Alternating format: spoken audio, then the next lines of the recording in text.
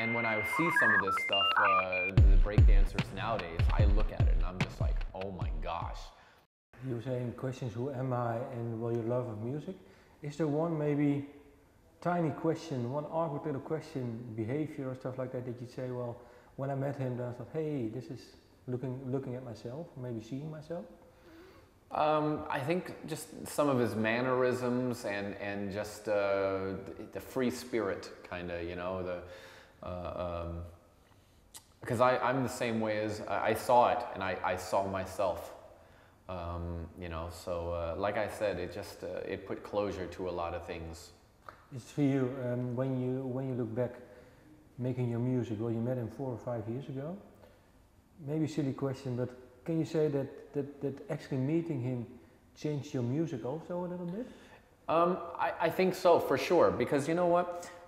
When I first started getting popular, I was making music that was dark, kind of depressing, because I had a real hard time growing up, you know, a very hard childhood. So that was reflective in my music. And then I started getting more popular and things started kind of, you know, my life started changing. Good things were happening. And so it's really kind of hard to make depressing music when you're not depressed anymore, when you're living your dream, you know?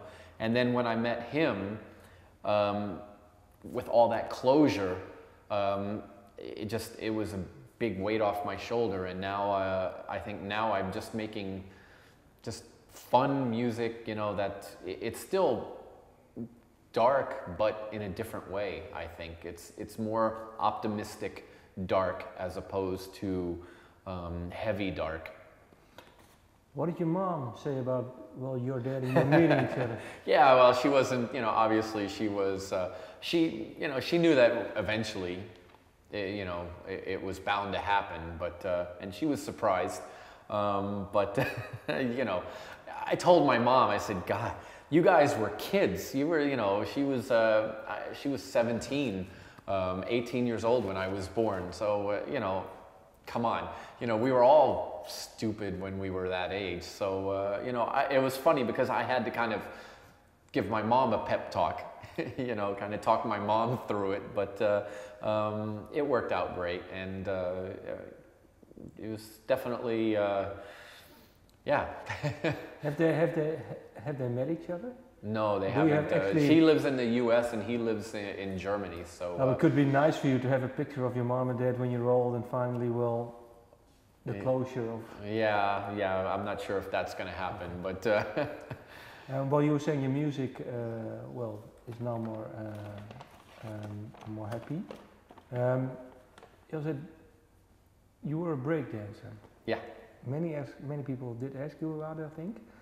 When you grew up, what was the best breakdance track that you breakdanced to? Oh man, you know what? I remember there's one song called "Boogie Down Bronx" by Man Parrish, and every time that track came on, it didn't matter which, you know, what part of the club or what part of the roller skating rink we were in, me and my friends. When that track came on, we all raced to the center of the dance floor and made a circle.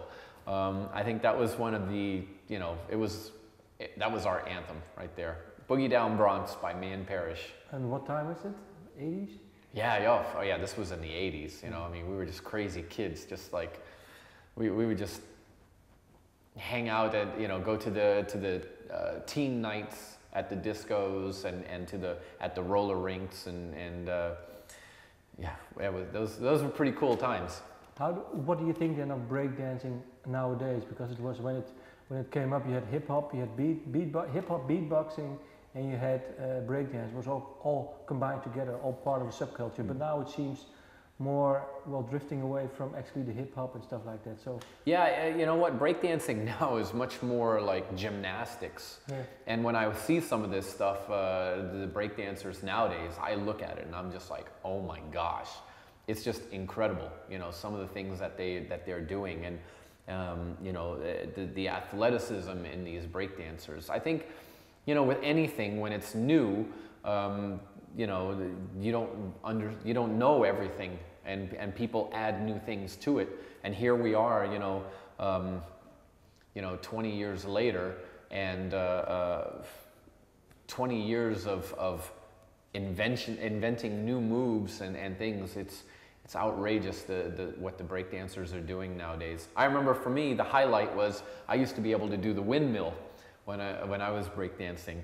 And you know, I thought I was pretty good at it. I could do the windmill with no hands and hands behind my back and all that. That was really, you know, kind of groundbreaking at the time. But now you see these people doing windmills and then going into head spins and then it's incredible.